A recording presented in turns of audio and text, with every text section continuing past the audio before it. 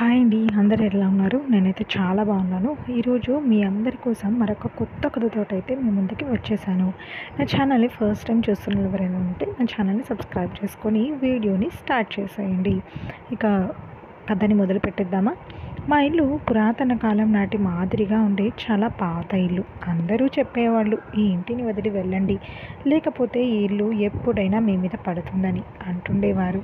నిజానికి ఇది ఇల్లు కాదు, చిన్న భవనం. మా అమ్మ ఎప్పుడూ చెప్తుండేది, తనకి పెళ్ళయ్యాక మొదటగా ఈ ఇంటికే వచ్చానని, ఇక్కడి నుంచే తన అంత్యక్రియలు జరగాలని, అప్పటి వరకు ఎక్కడికి వెళ్ళేది లేదని. నేను మా అమ్మను అంతగానో ప్రేమించా. నేను ఆమె ఆదేశాలను పాటిస్తూనే ఉంటాను. సమస్య ఏమిటంటే, ఈ రోజుల్లో అద్దెకు ఇల్లు దొరకడం చాలా కష్టం. మరియు నా దగ్గర అంత డబ్బు లేదు. నేను మా అమ్మకు చాలా నష్టం కలిగించాను. ఊరిలో ఉన్న భూమిని, బంగారాన్ని అమ్మి ఆ డబ్బుని నా చేతిలో పెట్టింది. వచ్చిన డబ్బుతో వ్యాపారం చేసుకుంటే కూర్చొని తినవచ్చు అని భావించి వ్యాపారం మొదలుపెట్టాను. లాభాల మాట ఏమో కానీ బిజినెస్ నష్టాల్లోకి పోయి అప్పులతో ఇచ్చిన వాళ్ళు నా వెంట పడ్డారు. దీంతో నేను చాలా టెన్షన్లో ఉన్నాను. అప్పుడు నేను ఒక ఆలోచన చేశాను. ఒకవేళ నేను పెళ్లి చేసుకుంటే ఆ అమ్మాయి కట్నం తెచ్చి పెడుతుందని అప్పుల వాళ్ళ నోళ్ళు మూయిస్తానని అనుకున్నాను. కానీ అమ్మాయి కూడా పెద్దగా కట్నం తీసుకురాలేదు. ఆమె తల్లిదండ్రులు ఇచ్చిన ఆ కట్నం డబ్బుతోనే అప్పు వాళ్ళ నోళ్ళు కొంతవరకు మూయించాను. ఇప్పుడు మా అమ్మ నాకు పగలు రాత్రి తేడా లేకుండా మాటలు అంటూనే ఉండేది. నేను నిన్ను నా జీవితంలో నమ్మను అని చెప్పడంతో, అయినా నీ జీవితంలో చివరి దశలో ఉన్నావు, ఇంకేం మిగిలి ఉందని అంటున్నావు అని అన్నాను. ఈ భవనం ఇంకా నా పేరు మీదే ఉంది. నేను నీ పేరు మీద ఎప్పటికీ ఉంచాను. మరి అలాంటప్పుడు ఈ భవనాన్ని ఎవరి పేరు మీద అంకితం చేసి వెళ్తావు అని నేను నవ్వుకుంటూ అడిగాను. ఈ భవనం చాలా పురాతనమైనది మాత్రమే కాదు, దానిలో ఇప్పటికీ పాత వస్తువులు అలాగే పడి ఉన్నాయి. ఒకసారైతే ఒక పర్యాటకుడు కూడా ఇక్కడికి వచ్చి, ఒకసారి మీ భవనం లోపల చూపిస్తారా, నేను మీకు కొంత డబ్బులు ఇస్తాను అనడంతో మేము ఆ ఇంటిని చూపించి కొన్ని డాలర్లను సంపాదించాము. అమ్మాయి తల్లిదండ్రులు కూడా పేదవారు అయినప్పటికీ ఎలాగో అలా కట్నాన్ని ఏర్పాటు చేసుకున్నారు. అందుకే వారు ఈ విషయం గురించి ఏమీ చెప్పలేకపోయారు. మీ ఇల్లు చాలా పాతదని, రచన ఒక మంచి అమ్మాయి, ఆమె నా జీవితంలోకి వచ్చింది. కానీ మా పెళ్లి రోజు రాత్రి మేమిద్దరం చాలా అలసిపోయాము. మరియు ఆమె నాతో మాట్లాడుతున్నప్పుడే నిద్రలోకి జారిపోయింది. ఆమె చేసిన ఈ పని నాకు చాలా బాగా నచ్చింది. ఎందుకంటే ఒకరితో ఒకరికి గడపడానికి ఇంకా చాలా జీవితం మిగిలి ఉంది. ఉదయం ఆమె వాళ్ళ ఇంటికి వెళ్ళింది.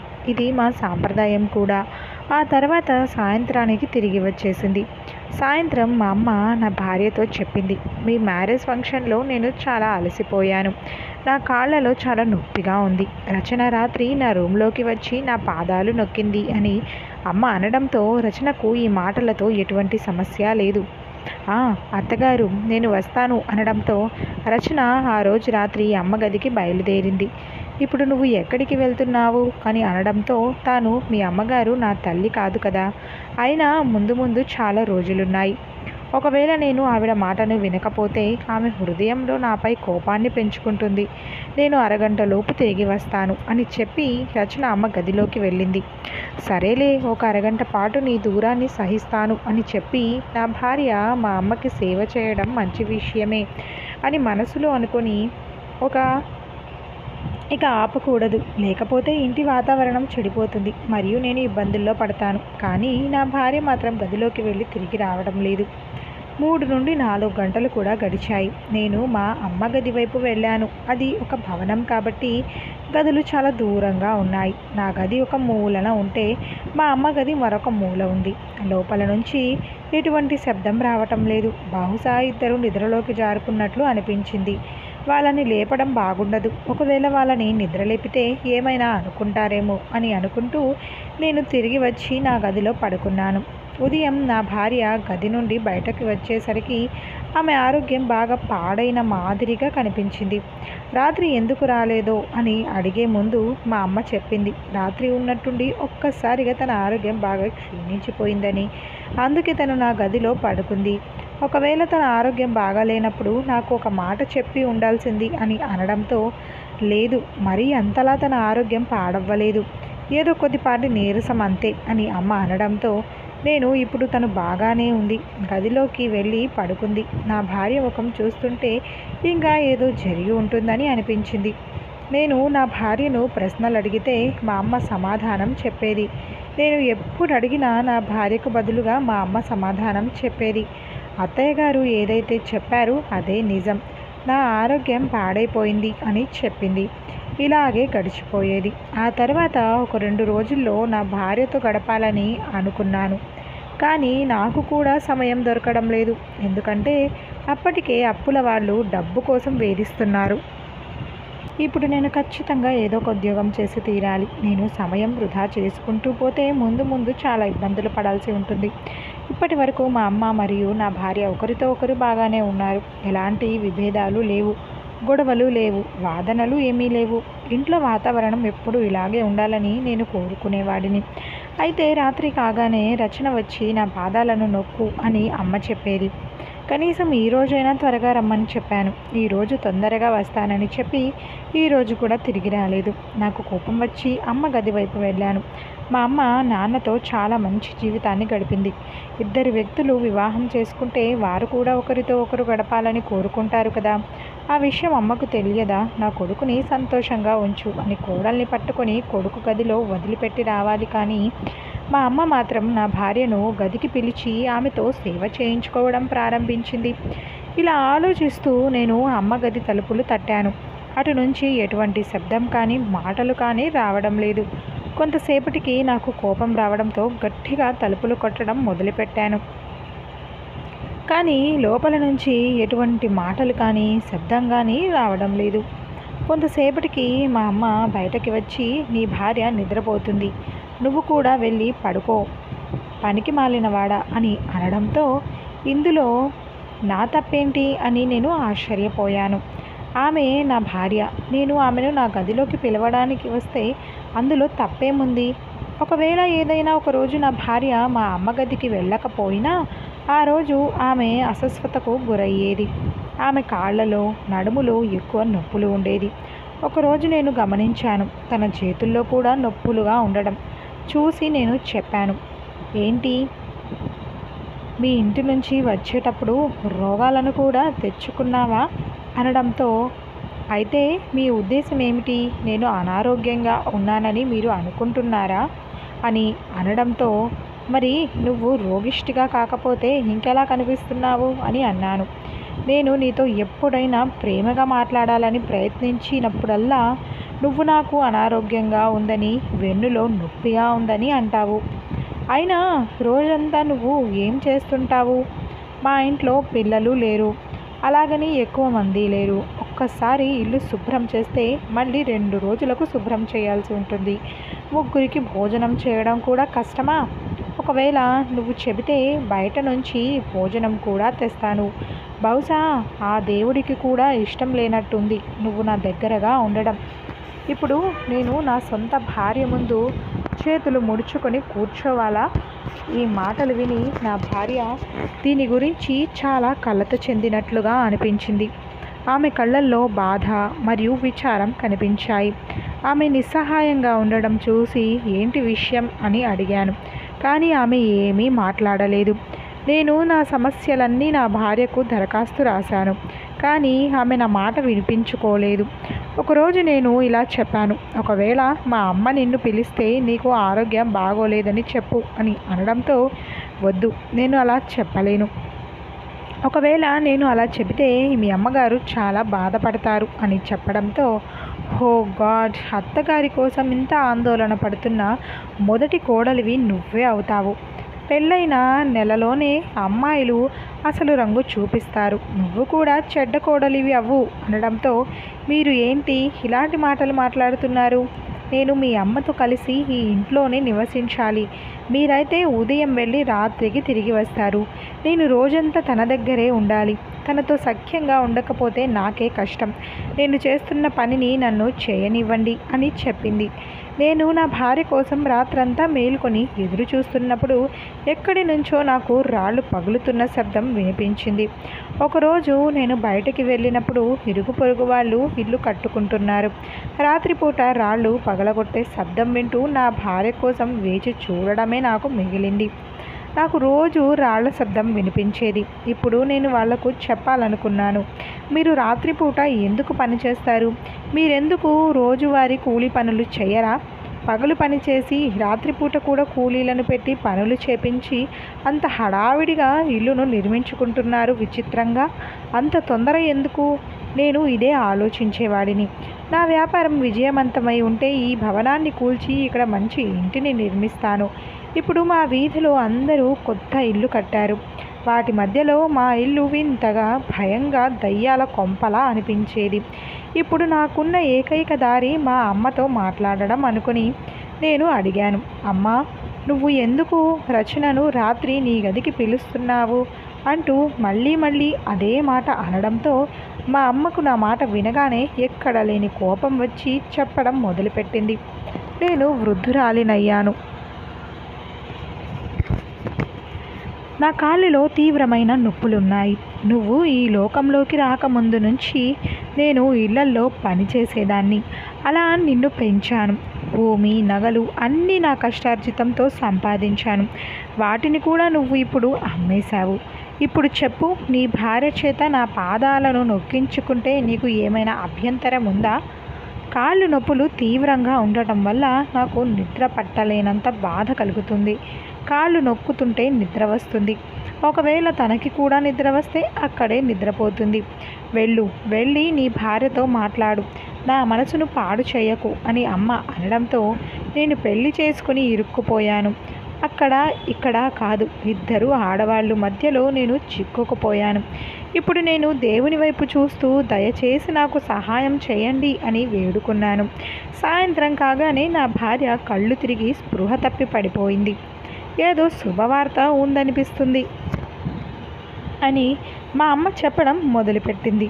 ఏ శుభవార్త ఉంటుంది? ఏ శుభవార్త లేదు అని నేను మనసులో అనుకోవడం మొదలుపెట్టాను. అలాగే తన ఆరోగ్యం బాగా క్షీణించింది. నేను నా భార్యను డాక్టర్ దగ్గరికి తీసుకెళ్లాలని అనుకున్నాను. కానీ మా అమ్మ ఆమెని డాక్టర్ వద్దకు తీసుకువెళ్లాల్సిన అవసరం లేదని చెప్పింది. కాసేపట్లో తను బాగా అయిపోతుంది అంటూ నా భార్య ముఖం మీద నీళ్లు చిలకరించింది. కానీ తను లేవడం లేదు. ఆమె చాలా అనారోగ్యంతో ఉన్నట్లుంది.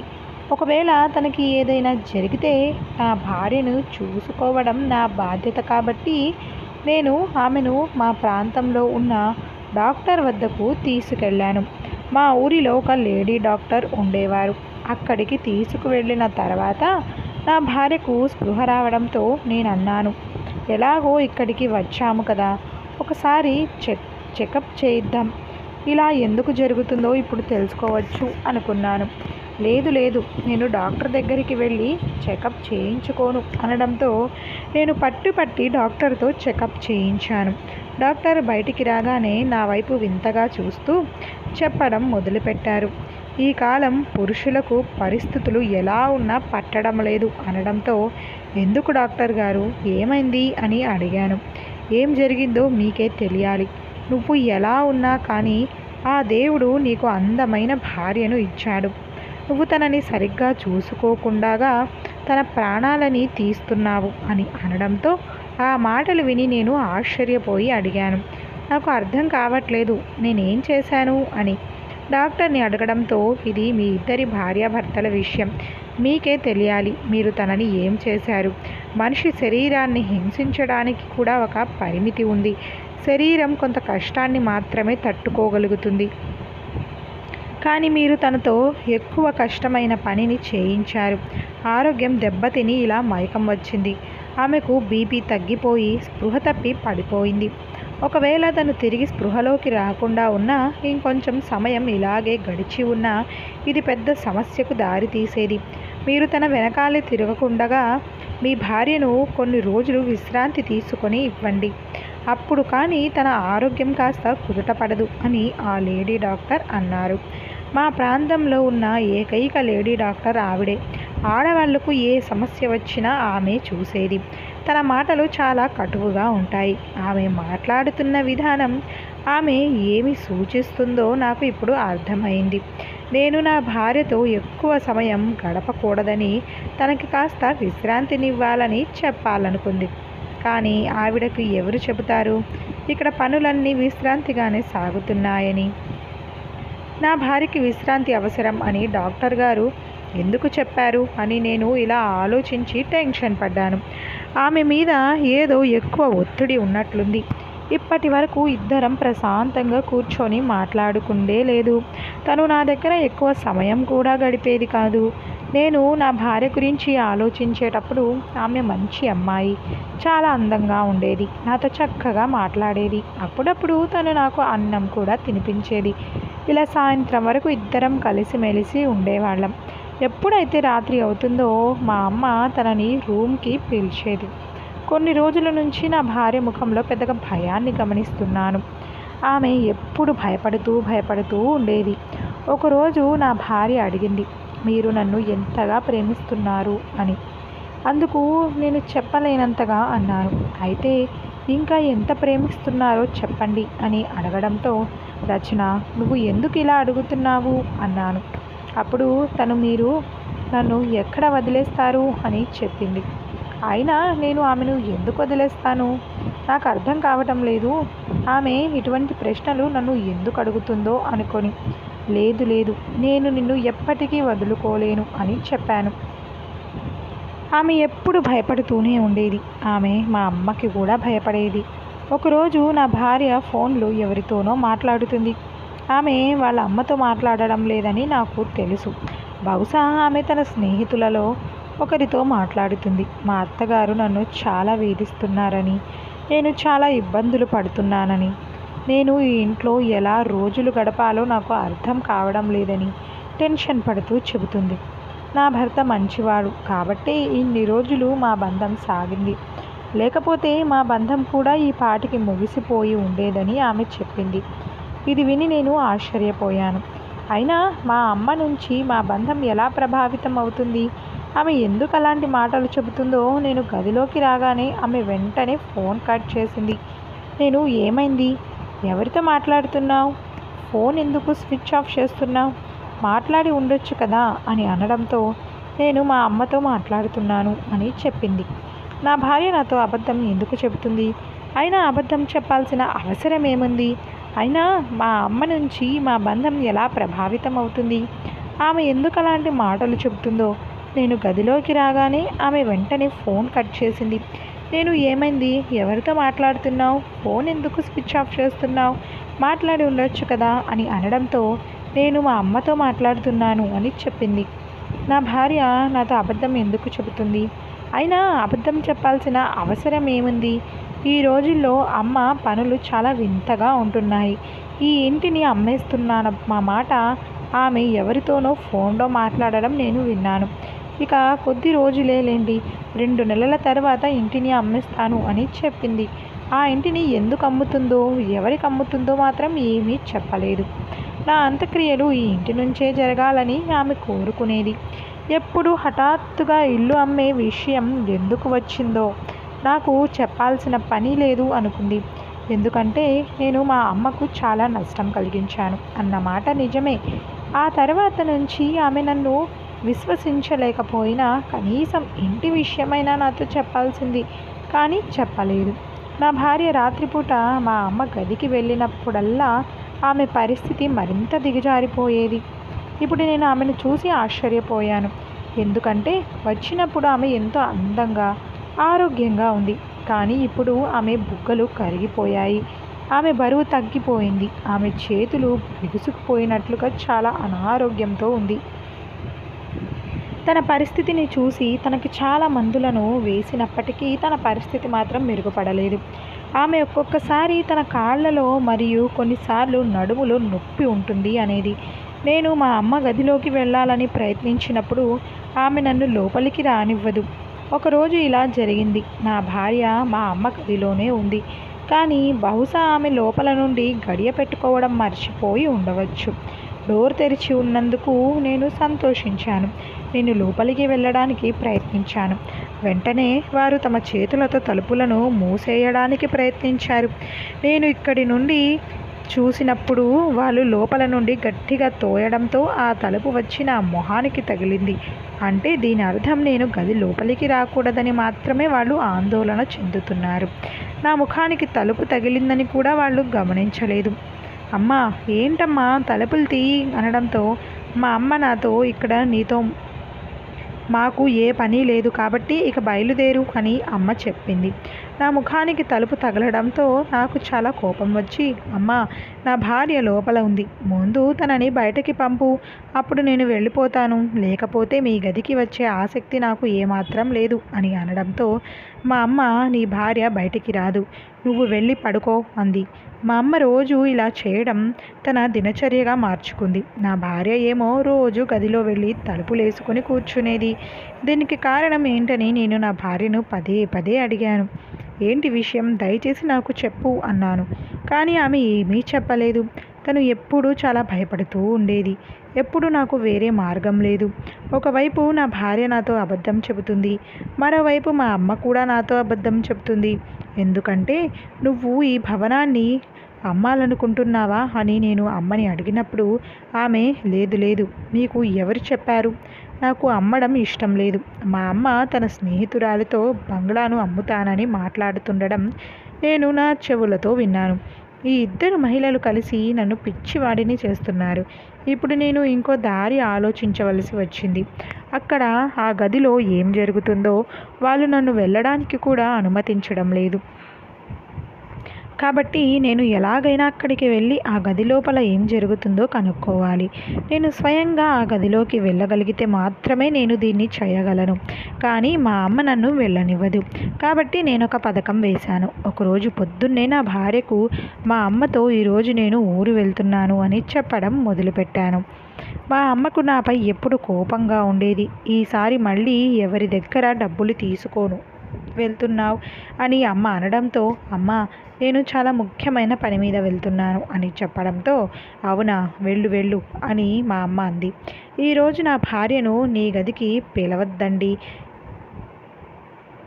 పిలవద్దంది. ఆమె ఈరోజు చాలా అలసిపోయింది, విశ్రాంతి తీసుకోనివ్వండి అనడంతో మా అమ్మ, అవునా, సరేలే, నేను నీ ముద్దుల భార్యను పిలవను, మీరు ఆమెకు బాగా పని చేయించడం వలన ఆమె ఆరోగ్యం చెడిపోయింది.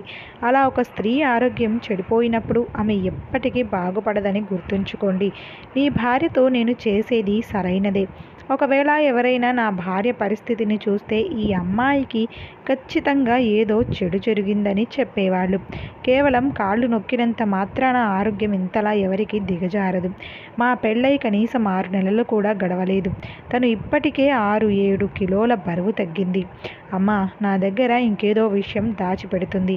అది తెలుసుకోవడానికి నేను వేరే ఊరికి వెళ్తున్నానని అబద్ధం చెప్పడమే కాదు, ఆ రాత్రంతా అక్కడే ఉండి ఆ గదిలో దాక్కున్నాను. మా పెద్దమ్మకి ఫోన్ చేసి ఈరోజు ఇంట్లో పార్టీ ఉందని చెప్పి ఇంటికి రమ్మన్నాను. అయితే నేను మీకు ఫోన్ చేసి పిలిచినట్లుగా మా అమ్మతో చెప్పకు అని ఆమెకు చెప్పాను. ఎందుకంటే మా అమ్మకు ఈ విషయం తెలిస్తే నా ప్రాణం తీస్తుంది. పెద్దమ్మ, నాకు చాలా ముఖ్యమైన పని ఉంది, మీరు నాకు సహాయం చేయండి, మీకు డబ్బులు ఇస్తాను అని చెప్పాను. మా పెద్దమ్మ చాలా అత్యాశ గల స్త్రీ. ఆమె సరే అని చెప్పి ఇంటికి వచ్చింది. ఆమె ఇంటికి రాగానే నేను అప్పటికే ఇంట్లో నా భార్య మరియు మా అమ్మ ఆమె కోసం ఆహారం వండి ఆమెకు వడ్డించడం ప్రారంభించారు. వీళ్ళు తనకు సేవ చేయటంలో బిజీగా ఉండటంతో నేను వెళ్ళి అమ్మ గదిలో దాక్కున్నాను. నేను ఇంతకు ముందు కూడా మా అమ్మ గదిలో వెళ్ళాను, కానీ నాకు చివరిసారిగా ఎప్పుడు వచ్చానో గుర్తుకులేదు. మా నాన్న బ్రతికున్నప్పుడు మా అమ్మ నాన్న వేరే గదిలో ఉండేవారు. నాన్న చనిపోయాక అమ్మ ఈ గదికి వచ్చింది. చాలా ఏళ్ల క్రితం. నాది గోడలు కాబట్టి దానిపైన ఉన్న రంగులు వెలిసిపోయాయి. మేము దానిని ఒకసారి కాదు చాలాసార్లు మరమ్మతులు చేయించాం, కానీ అది మళ్ళీ పాడైపోయింది. అందుకే గోడలకు మేము పెద్ద పెద్ద కట్టలను వేసి ఉంచేవాళ్ళం. అమ్మ వెంటనే తన గదిలోకి వస్తుందని నాకు తెలియదు, కానీ ఆ గదిలో నుంచి ఏదో తీసుకోవడానికి వచ్చింది అనుకుంటాను. నాకు ఎక్కడ దాపెట్టుకోవాలో అర్థం కాలేదు, కాబట్టి నేను కటన్ వెనక దాక్కోవడానికి ఇది మంచి చోటు కాదని నాకు తెలుసు. బహుశా నేను దీనికంటే మెరుగైన చోటు దాక్కొని ఉండవచ్చు, కానీ నేనేం చేయగలను, నాకు వేరే మార్గం లేదు. మా నాన్న చనిపోయిన తర్వాత మా అమ్మ తన జీవితమంతా ఈ గదిలోనే గడిచింది. అమ్మను మోసం చేయడం అంత సులభం కాదు. నేను అలాంటి చోట దాక్కుని ఆ దేవుణ్ణి ప్రార్థించడం మొదలుపెట్టాను. మా అమ్మ మొదటి నుంచి నన్ను నమ్మడం లేదు. ఇలా నేను ఆమె గదిలో దాక్కున్నానని తెలిస్తే దీని తర్వాత నన్ను ఎప్పటికీ నమ్మదు. ఆమె నన్ను ఇంటి నుండి బయటకి పంపవచ్చు. సాయంత్రం అయింది. నేను ఇంకా అక్కడే దాక్కొని ఉన్నాను. మా అమ్మ తన గదిలోకి రాగానే ఎవరితోనో ఫోన్లో మాట్లాడడం మొదలుపెట్టింది. 10 లక్షల విలువ చేసే డైమండ్ నెక్లెస్ కావాలి, అది కూడా తన కోడలికి కావాలని అంటుంది. మా అమ్మ నా భార్యకు 10 లక్షల డైమండ్ నెక్లెస్ని చేయిస్తుందని నేను ఆశ్చర్యపోయాను. మా అమ్మ నెక్లెస్ పేరు చెప్పి 10 లక్షలు అని చెప్పింది. కానీ ఇంతకంటే ఖరీదు అయినది మా అమ్మ నా భార్యను సరిగ్గా అర్థం చేసుకునేది కాదు. మరి అలాంటప్పుడు ఆమె కోసం ఇంత పెద్ద ఖరీదైన బంగారు నెక్లెస్ని ఎందుకు ఆర్డర్ చేసింది? కాసేపు అయ్యాక నాకు ఒక పెద్ద ఫ్రిడ్జ్ కావాలి అని కూడా 2 డోర్లు ఉన్న ఫ్రిడ్జ్ కావాలి అంటూ మరొకరితో ఫోన్లో మాట్లాడడం మొదలుపెట్టింది. అంటే డబల్ డోర్ ఫ్రిడ్జ్ గురించి మాట్లాడుతుంది. ఇప్పుడు డబల్ డోర్ ఫ్రిడ్జ్ చాలా ఖరీదైనవి, తక్కువలో వచ్చేవి ఏదీ లేదు. ఎందుకు అమ్మ ఇంత కాస్ట్లీ వస్తువులను ఆర్డర్ చేస్తుంది? కానీ మా దగ్గర అంత డబ్బు లేదు. ఒకవేళ అమ్మ ఇల్లు అమ్మేసి సామాన్లు తీసుకోవాలనుకున్నా కానీ ఇల్లు అమ్మేసి తర్వాత ఆ సామాన్లు ఎక్కడ ఉంచుతుంది? అయినా నాకు తెలిసి మా అమ్మ అంత మూర్ఖంగా ఆలోచించదు. కొంతసేపటికి నా భార్య కూడా గదిలోకి వచ్చి చెప్పడం మొదలుపెట్టింది. ఈ పనిని మనం రాత్రి మొదలు పెడదాం కదా అనడంతో, అవును, కానీ ఇప్పుడు నీ భర్త ఇంట్లో లేడు కాబట్టి రాత్రి ఏంటి, సాయంత్రం ఏమిటి, ఇప్పుడే ప్రారంభిద్దాం. అలాగే ఈరోజు చివరి రోజు అని అమ్మ చెప్పింది. నువ్వు చాలా కష్టపడ్డావు, అందుకే నీకు చాలా ఎక్కువ పారితోషికం ఇస్తాను అని చెప్పింది. ఇప్పుడు నేను నీ కోసం ఒక గిఫ్ట్ని కూడా ఆర్డర్ ఇచ్చాను. వీళ్ళు దేని గురించి మాట్లాడుతున్నారో నాకు తెలియడం లేదు. అయినా నా భార్య అంతలా ఏం కష్టపడిందో మా అమ్మ తనకు పారితోషికం ఇస్తుంది? అత్తగారు, ఈ పని నిజంగా చాలా కష్టమని నేను మీకు ముందే చెప్పాను. ఒకసారి నా పరిస్థితి చూడండి, నేను ఎలాంటి స్థితికి చేరుకున్నాను. ఈ పని నేను చేయలేను అని నేను మీకు ముందే చెప్పాను అని అనడంతో, అవునా, ఇది కష్టమైన పని, అందుకే కదా నీ కష్టానికి తగిన ప్రతిఫలాన్ని ఇస్తున్నాను. దీని తర్వాత మన జీవితంలో ఎటువంటి సమస్యలు ఉండవు. నువ్వు పెద్ద బంగ్లాలో ఉంటావు, కార్లు ఉంటాయి, నీకు బంగారు నగలు ఉంటాయి. మీరు ఏది అడిగినా నేను తెస్తాను. మరి ఎందుకు నీ కళ్ళల్లో ఇంత దుఃఖం? నీకు పెద్ద నష్టమే జరిగిందని నాకు తెలుసు. కానీ నేను ఒక వృద్ధు మహిళని. నేను ఈ పని చేసేదాన్ని కాదు. ఒకవేళ నువ్వు ఇంతలా కష్టపడకపోయి ఉంటుంటే ఇదంతా ఎలా జరిగి ఉండేది అనడంతో నా భార్య చెప్పింది. ఈ పనిని మీ కొడుకుతో చెప్పి ఈ పని చేయించుకోవచ్చు కదా. వద్దు వద్దు, నాకెప్పటికీ వాడి మీద నమ్మకం లేదు. అతను ఈ విషయాలను రహస్యంగా దాచి ఉంచలేడు. అప్పుడు అంతా నాశనం అయిపోయేది. ఎందుకంటే వాడి నాలుక చాలా వదులుగా ఉంటుంది. కానీ ఈరోజు మన కష్టానికి ఆఖరి రోజు. త్వరగా రండి, ఈ పనులన్నీ త్వరగా పూర్తి చేద్దాము. వీళ్ళు దేని గురించి మాట్లాడుతున్నారని నాకు అర్థం అవ్వటం లేదు. మా అమ్మ చాలా తొందరపడుతూ నా భార్యను పిలుస్తుంది. అప్పుడు నా భార్య చేతితో గడ్డపారను అందుకోవడం చూసి, అయినా ఈ గదిలో గడ్డపారతో ఏం ఉపయోగం ఉంటుంది అని నేను ఆశ్చర్యపోయాను. ఆ తర్వాత ఈ గదిలో ఏం జరుగుతుందో చూసి నా కళ్ళు బైర్లు కమ్మాయి. మా అమ్మ ఆ పెద్ద కర్టెన్ను గోడ మీద నుంచి తీసివేసినప్పుడు ముందు ఒక సొరంగం కనిపించింది.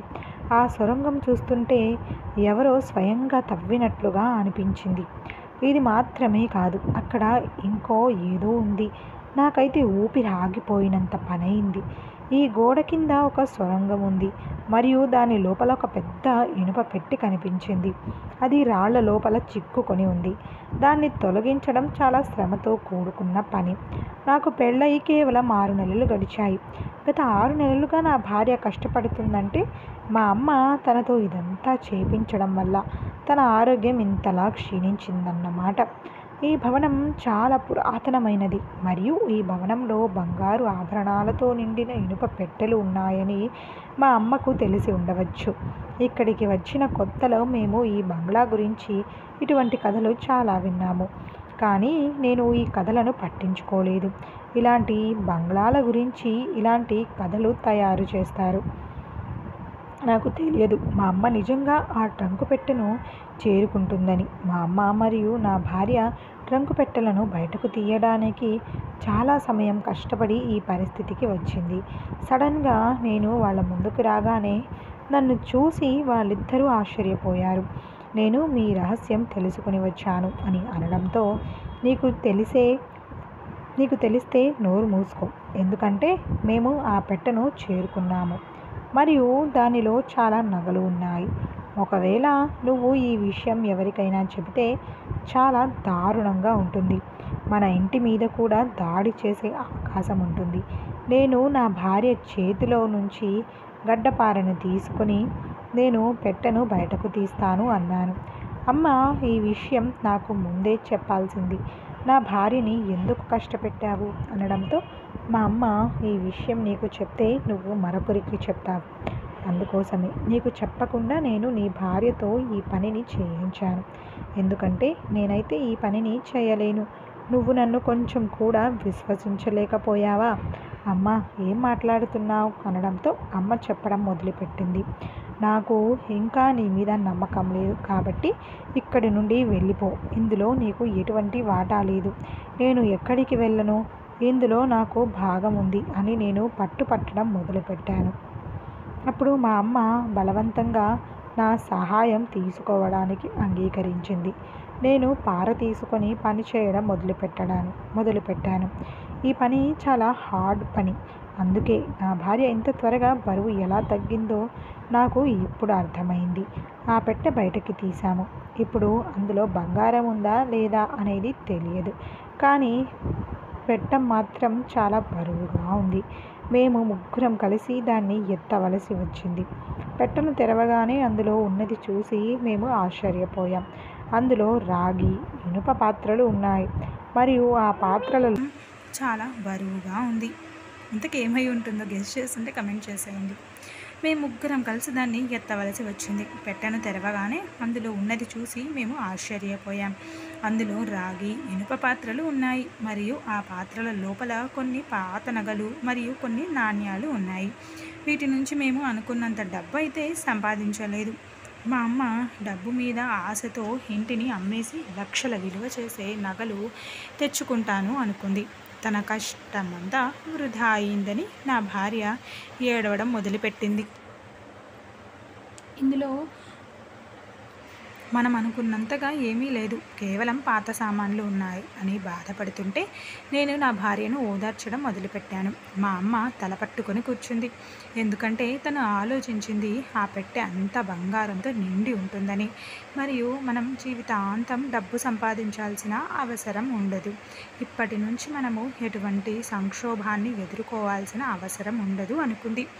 ఎందుకంటే ట్రంక్ పెట్టెలోని వస్తువులను, ఆభరణాలను, బంగారాన్ని అన్నీ బయటకి తీసినప్పుడు అది కోట్ల రూపాయలు కాదు కదా, కేవలం ₹1,00,000 మాత్రమే వచ్చాయి.